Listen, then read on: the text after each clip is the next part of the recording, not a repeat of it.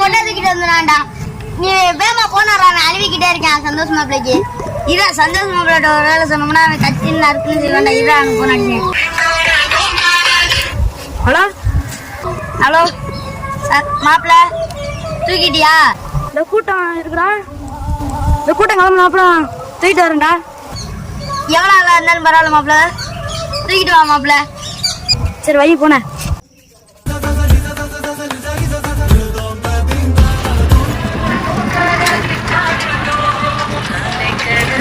நேரம் காலம் போராடிக்கிறேன்.